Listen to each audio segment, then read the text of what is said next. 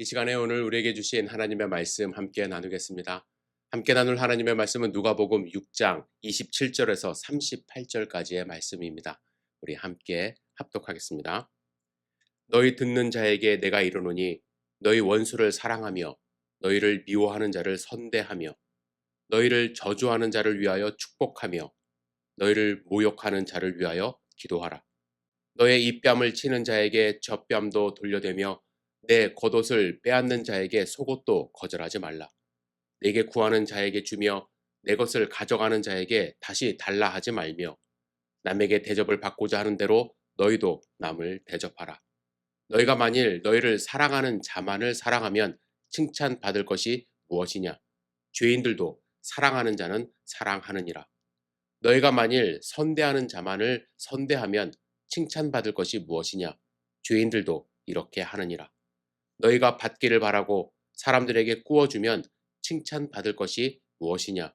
죄인들도 그만큼 받고자 하여 죄인들에게 구워주느니라. 오직 너희는 원수를 사랑하고 선대하며 아무것도 바라지 말고 구워주라. 그리하면 너희 상이 클 것이요 또 지극히 높으신 이의 아들이 되리니 그는 은혜를 모르는 자와 악한 자에게도 인자하시니라. 너희 아버지의 자비로우심 같이 너희도 자비로운 자가 되라. 비판하지 말라. 그리하면 너희가 비판을 받지 않을 것이요 정죄하지 말라. 그리하면 너희가 정죄를 받지 않을 것이요 용서하라. 그리하면 너희가 용서를 받을 것이요 주라. 그리하면 너희에게 줄 것이니 곧 후히 주되 누르고 흔들어 넘치도록 하여 너희에게 안겨 주리라. 너희가 헤아리는 그 헤아림으로 너희도 헤아림을 도로 받을 것이니라. 아멘. 오늘 주실 말씀을 기대하며 잠시 기도드리겠습니다. 좋으신 아버지 하나님, 주님의 음성을 사모하며 저희들이 모였습니다.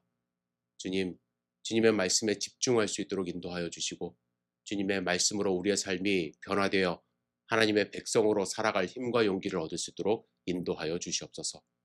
이 시간을 온전히 주님께 의지하며 드립니다. 예수님의 이름으로 기도드렸사옵나이다. 아멘. 오늘 본문을 읽으면 예수님은 신앙인들이 반드시 실천해야 할 4가지 행동을 말씀하십니다. 이 말씀은 명령형으로 되어 있습니다. 선택이 아닙니다. 필수적으로 해야 하는 일들입니다. 첫째는 사랑하는 것입니다. 둘째는 선대하는 것입니다. 셋째는 축복하는 것입니다. 넷째는 기도하는 것입니다. 그런데 사랑, 선대, 축복, 기도는 세상 사람들 중에서도 잘하는 분들이 많이 있습니다. 사람들이 부르는 가요 중에서 가장 많은 주제가 무엇인 줄 아십니까? 사랑입니다. 사랑. 사람들은 노래를 만들어 사랑을 고백하고 다양한 방법으로 사랑을 실천하려 합니다. 세상 사람들도 다른 사람들을 선대하며 사랑합니다. 선대하는 것이 사람 사는 세상의 기본 윤리라고 생각하고 있습니다. 그래서 악행하는 사람에 대하여 분노하고 선행하는 사람들을 칭찬합니다. 또한 세상 사람도 서로 축복합니다. 우리 새해 인사가 무엇입니까? 새해 복 많이 받으세요 아닙니까? 서로가 서로에게 복을 빌어주는 축복이 어쩌면 문화처럼 자리를 잡고 있습니다. 나아가 세상 사람들도 기도합니다. 기도하는 대상이 하나님을 믿는 사람들과 다를 수는 있지만 열심히 자기를 위하여, 가족을 위하여 기도하며 살아가는 분들이 주변에 흔히 있습니다. 그런데 여러분, 보통의 경우 세상 사람들이 하는 사랑, 선대, 축복, 기도는 내가 하고 싶을 마음이 생길 때 합니다. 사랑하는 사람을 사랑하고 불쌍한 마음이 들 때에 선대하고 가까운 사람을 축복하고 그리고 가족이나 아는 사람을 위하여 기도합니다. 34절에 보시면 예수님이 죄인들도 그렇게 한다고 말씀하셨죠. 그런데 예수님은 오늘 본문에서 우리에게 아주 큰 도전을 주십니다. 사랑, 선대, 축복, 기도는 세상 사람들도 어느 정도는 하는 것이기 때문에 예수님의 말씀을 듣는 우리는 세상과 다른 대상과 다른 방법으로 사랑, 선대, 축복, 기도를 실천하라 하십니다. 첫 번째, 사랑을 하되 누구를 사랑하냐면 원수를 사랑하라 하십니다. 여러분, 머릿속으로는요, 어릴 때부터 들었던 이 말씀, 우리 해야 한다는 것 잘 알고 있습니다. 그런데 정말로 원수를 사랑하는 것이 가능한 일일까요? 원수는 적입니다. 적은 우리를 공격하는 사람들입니다. 원수는 저 멀리 있는 우리가 한 번도 본 적이 없는 북한 사람들이 아니에요. 저는 어릴 때 북한을 원수로 적으로 배웠습니다. 지금도 우리의 주적은 북한이라고 이야기를 하죠. 그러나 삶에는 그렇게 밀접한 관련이 없어요. 그래서 오히려 북한을 위하여 기도하는 것 그리 어려운 일은 아니었습니다. 하지만 예수님은 그렇게 멀리 있는 나와 상관없는 원수에 대하여 말씀하시는 것이 아닙니다. 내 뺨을 치는 자, 내 속옷을 빼앗는 자들을 말합니다. 누가복음 본문에서는 이 뺨, 저 뺨 이렇게 말씀하셨지만 마태복음에서는 먼저 오른뺨이라고 말씀을 하셨거든요. 여러분, 유태인들은요, 왼손을 사용하지 않습니다. 왼손을 사용하지 않아요? 그렇다면 상대방의 오른손으로 내 오른뺨을 먼저 맞을 수 있는 가능성은 어떻게 맞아야 할까요? 네, 몸을 비틀어 손등을 사용해서 아래로 위로 후려쳐야 오른뺨을 먼저 맞게 됩니다. 유대인들은 대부분 오른손에 인장으로 사용하는 두꺼운 반지를 끼고 있었습니다. 그 흉기와 같은 인장 반지로 인정사정 볼 것 없이 후려치는, 뺨을 맞아도 다른 쪽 뺨을 돌려댈 수 있어야 한다고 말씀하시는 것입니다. 여러분, 원수들은요, 이렇게 물리적인 폭력만 가하는 것이 아닙니다. 원수는 우리의 모든 것을 빼앗으려 덤벼듭니다. 내 겉옷을 빼앗는 자에게 속옷도 거절하지 말라 하셨죠? 다 주라는 거예요. 마태복음에는 조금 더 자세하게 기록되어 있는데, 또 너를 고발하여 속옷을 가지고자 하는 자에게 겉옷까지 가지고 가게 하라고 말씀하십니다. 마태복음은 유태인들을 위해 기록한 복음서이기 때문에 이 속옷에 대한 말씀을 먼저 하셨어요. 왜냐하면 율법에 보면 겉옷은 다시 돌려줘야 했기 때문에 그렇습니다. 출애굽기 22장 26절에 보시면 내가 만일 이웃의 옷을 전당 잡거든 해가 지기 전에 그에게 돌려보내라. 그것이 유일한 옷이라. 그것이 그의 알몸을 가릴 옷인즉 그가 무엇을 입고 자겠느냐. 그가 내게 부르짖으면 내가 들으리니 나는 자비로운 자임이니라. 여러분, 속옷이 뭐가 필요하겠습니까? 그런데 원수는요, 법정 소송까지 해서 작은 것, 모든 것, 작은 것까지 다 빼앗아 가려고 하는 자가 바로 이 원수, 적이라는 것입니다. 여러분 한번 생각해 보세요. 여러분 인생에서 여러분들을 가까이에서 괴롭히는 원수 있나요?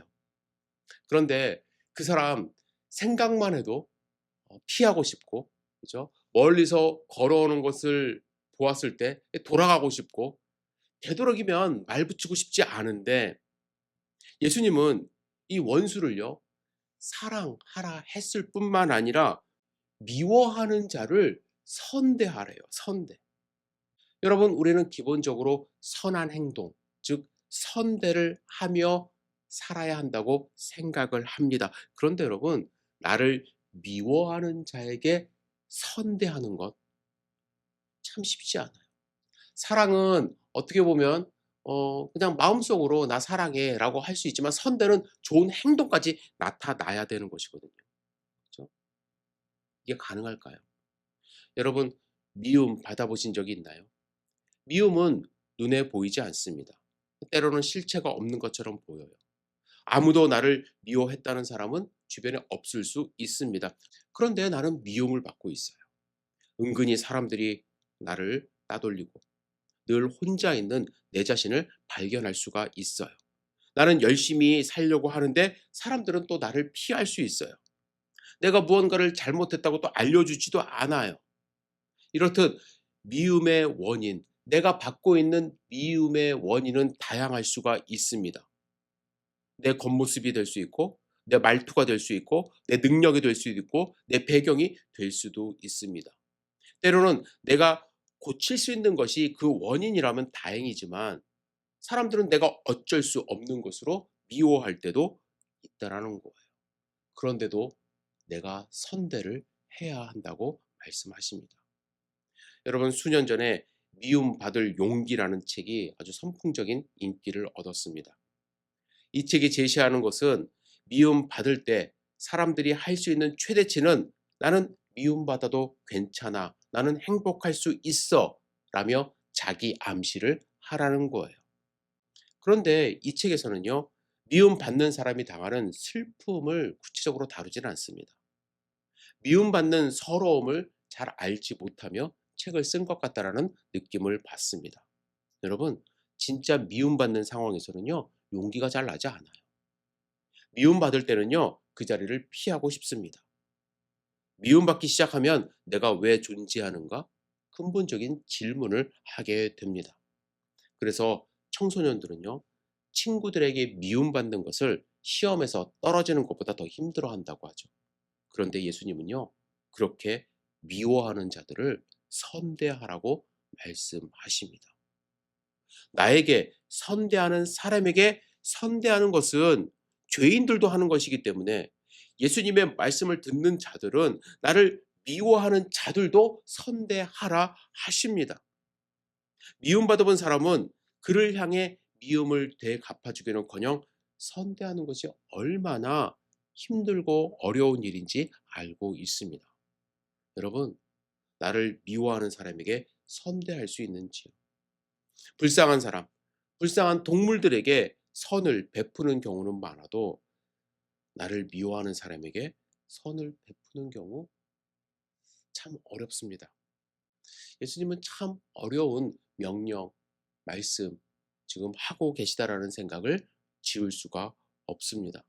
그리고 예수님은요, 축복하라고 명령을 하시는데 나를 저주하는 사람을 축복하라 하십니다. 여기서 저주는 하나님의 벌을 받아 망하는 거예요. 구약에서 이스라엘 민족은 가나안 땅에 들어가기 전에 하나님께 순종하여 축복을 받는 것과 하나님께 불순종하여 저주를 받는 것 중 하나를 선택하도록 요구되었습니다. 그들이 하나님께 불순종하여 저주받는 것은 어떠한 경우냐면 땅을 빼앗기거나 전쟁에서 패하여 목숨을 잃는 경우를 말합니다.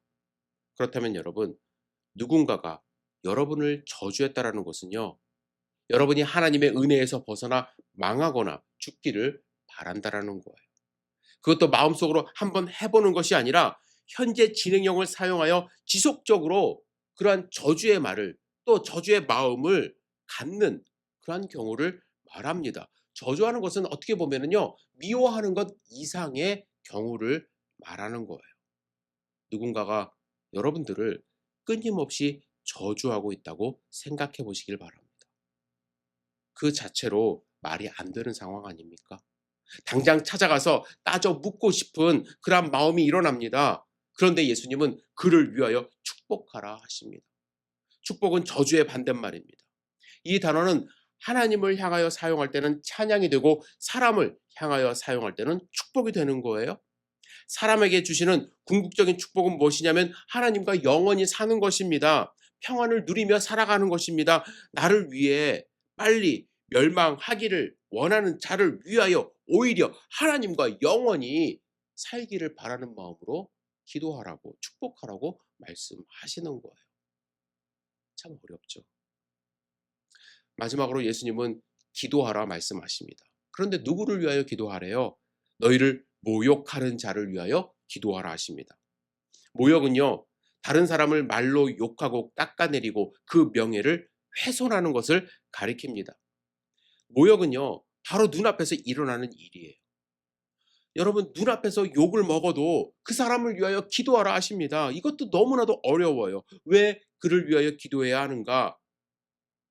모욕하는 자들에 대하여 예수님이 이렇게 말씀하십니다. 나는 너희에게 이르노니 형제에게 노하는 자마다 심판을 받게 되고 형제에 대하여 나가라 하는 자는 공회에 잡혀가게 되고 미련한 놈이라 하는 자는 지옥불에 들어가게 되리라고 예수님이 이렇게 말씀하셨어요.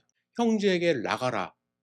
이 말은 아람어로 바보, 멍청이라는 뜻을 갖고 있습니다. 그리고 미련한 놈이라고 모욕하는 자는 살인과 마찬가지로 지옥불에 들어가게 될 것이라고 예수님이 무서운 경고를 하시는 거예요.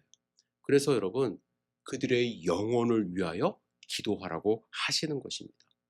그들이 그렇게 욕을 하고 저주하는 그 사람들, 지옥불에 들어가니까 그들을 위하여 예수님이 기도하래요. 하지만 눈앞에서 그 욕설을 내가 듣는다고 생각해 보세요. 그렇죠? 미련한 놈, 나가, 이렇게. 그를 위하여 정말로 내가 기도할 수 있을까? 세상은 어떻게 이야기를 해요? 욕을 들으면 욕 이상으로 갚아줘야 한다고 가르칩니다. 예수님의 이러한 가르침은요, 그 당시에도 급진적이었을 뿐만 아니라 유대교 안에서도 전례가 없었다고 말씀합니다. 구약에서는 어떻게 해요? 눈에는 눈, 이에는 이, 동해보복국으로 이제 적혀 있지 않습니까? 사람은 받는 것보다 더 크게 보복하려고 하는 심리가 있기 때문에 눈에는 눈, 이에는 이로 제한을 두신 말씀이에요. 그런데 이 법은 구약 율법에만 나오는 것이 아니라 함무라비 법전에도 나오는 법률입니다. 세상 사람들도 이 정도는 한다라는 것입니다. 하지만 예수님은 그 이상을 우리에게 실천하기를 원하신다라는 거예요. 여러분, 예수님이 말씀하시는 사랑, 선대, 축복, 기도 가능하십니까? 나를 사랑하는 자를 사랑하고 나에게 좋게 행동하는 자에게 선대하고 나를 축복하는 자를 위하여 축복하거나 나의 가족을 위하여 축복하고 나를 위하여 기도하는 자를 위하여 기도하는 그 기도가 아니라 원수를 사랑하고 악행을 행하는 자에게 선대하고 나에게 저주를 퍼붓는 자에게 축복하고 나를 모욕하는 자를 기도하는 것. 여러분, 가능한 일일까요? 예수님은 어떻게 보면 거의 불가능한 일 같은 이러한 명령을 하셨어요. 그렇다면 우리가 알아야 될 것. 왜 예수님이 이 같은 명령을 우리에게 하셨을까? 첫째 이유는 죄인과 똑같이 하면 그리스도인이 다른 것이 없기 때문에 그렇습니다. 여러분, 말씀드렸듯이 죄인들도 사랑해주는 사람 사랑합니다. 잘해주는 사람에게 잘해주고 되돌려 받을 수 있겠다고 생각하는 사람들에게 자기 것 줍니다. 하지만 여러분, 그리스도인들은 어떤 사람들이에요? 하나님의 사랑으로 죄 용서 받은 사람들입니다. 우리는 은혜를 거저 받았어요. 우리는 이 지상에 소망이 없다는 것 알아요. 우리는 천국의 소망을 갖고 있습니다. 따라서 이 믿음이 우리에게 확실히 있다면 이 땅에서 당하는 비난은, 고난은, 저주는 웃어 넘길 수 있어야 할 뿐만 아니라 역으로 나를 향하여 하는 고난, 저주, 그렇죠? 욕설, 이것들을 축복으로, 선대로, 기도로 다시 되돌려 줄 수 있어야 한다고 말씀하시는 것입니다. 우리는 다른 것이 아니에요. 그리스도인이기 때문에. 우리도 사람이에요. 힘들어요. 하지만 그리스도인이기 때문에 사랑하고 선대하고 축복하고 기도할 수 있어야 한다고 예수님이 말씀하시는 것입니다. 두 번째, 우리가 이렇게 해야 하는 이유, 예수님의 명령을 따라야 하는 이유는 뭐냐면 이런 삶을 살 때에 상이 클 것이기 때문에 그렇습니다. 여러분, 사람들이 예수님의 명령을 수행하지 못하는 이유는 뭐냐면요, 너무나도 큰 손해를 볼 것이기 때문이라고 생각하기 때문이죠.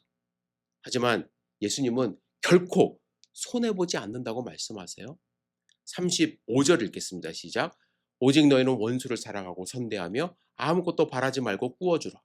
그리하면 너희 상이 클 것이요 또 지극히 높으신 이의 아들이 되리니 그는 은혜를 모르는 자와 악한 자에게도 인자하시니라.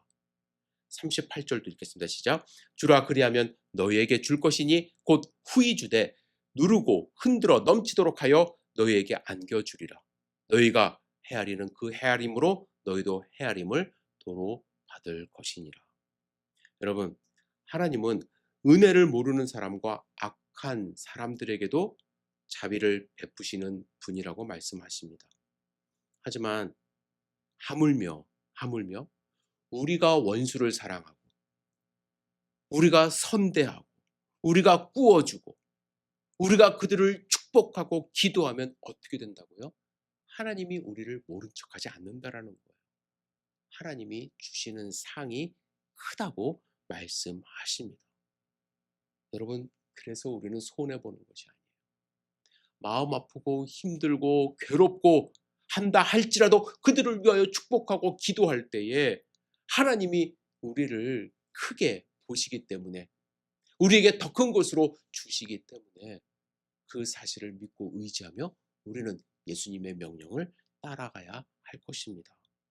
세 번째로, 우리가 이렇게 해야 하는 이유, 이렇게 살아가는 것이 바로 아버지 하나님을 닮는 것이기 때문에 그렇습니다.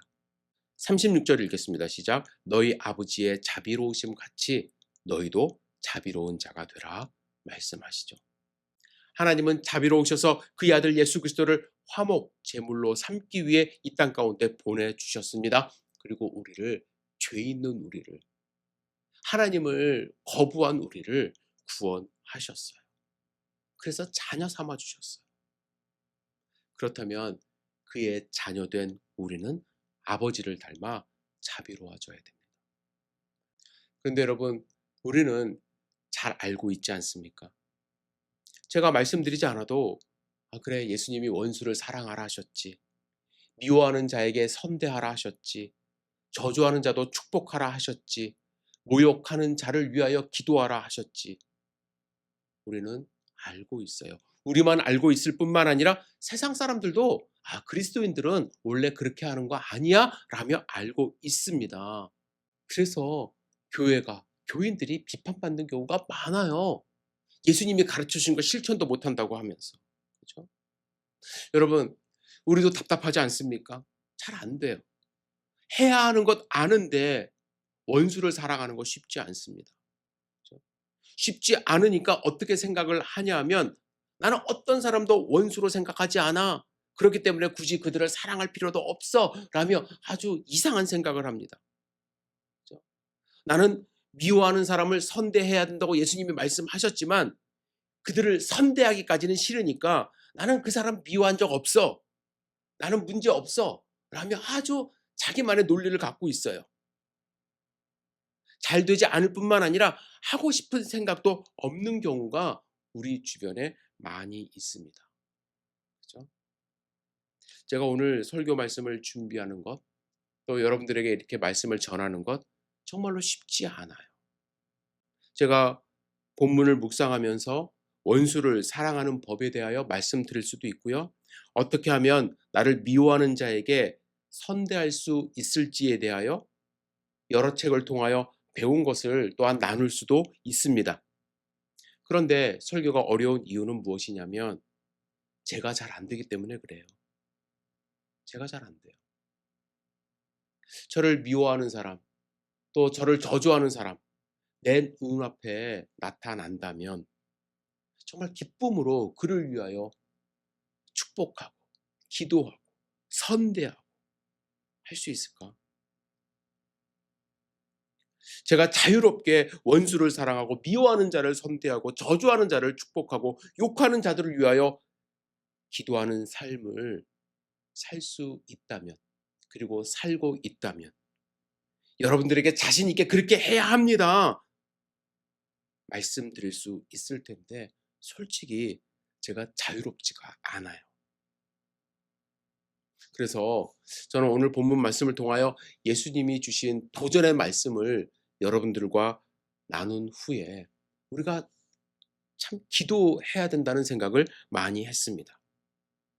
여러분과 함께 통성으로 기도하면서 정말 내 힘이 아닌 성령의 힘으로, 예수 그리스도의 능력으로 사랑하고 선대하고 축복하고 기도할 수 있는 그러한 삶을 살게 해달라고. 내가 아무리 노력해봐도, 인간적으로 생각을 해봐도 잘 안 되는 이 부분, 예수의 능력으로 할 수 있음을 믿고 의지하며 주님께 나를 드리는 그러한 시간을 가졌으면 좋겠습니다. 여러분, 주님의 손길이 필요합니다. 세상적인 이론 아무리 우리가 공부를 해도 막상 눈앞에 그런 현상이 드러나면 우리는 주저앉을 수밖에 없어요. 여러분들 욕하는 사람 눈앞에 나타나 보세요. 얼굴이 표정이 확 변할걸요. 그러지 않고 정말로 그들을 사랑하는 마음으로, 그들의 영혼을 사랑하는 마음으로 기도할 수 있는 그러한 예수님의 제자가 되기 위해서는 우리에게 필요한 것은 기도밖에 없다고 저는 확신합니다. 여러분, 설교가 끝난 후에 우리 함께 통성기도하는 시간을 가지려고 합니다. 그때 정말 간절한 마음으로 예수의 마음을 갖게 하시고 하나님의 마음을 갖게 하심으로 말미암아 우리의 삶이 예수님의 명령을 잘 수행하는 예수 그리스도인의 삶을 살 수 있게 해달라고 간절히 기도하시기를 주님의 이름으로 축복합니다. 기도하겠습니다. 전능하신 주님, 주님이 하신 그 명령을 우리 기쁘게 수행하며 살기를 원합니다. 그런데 우리 너무 연약합니다. 우리 할 수 없음을 먼저 고백합니다.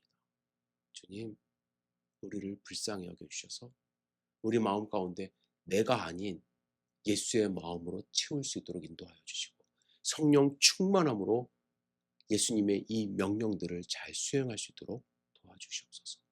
우리의 기도를 들으시고 우리의 삶이 변화될 수 있도록 주여 축복하여 주시옵소서.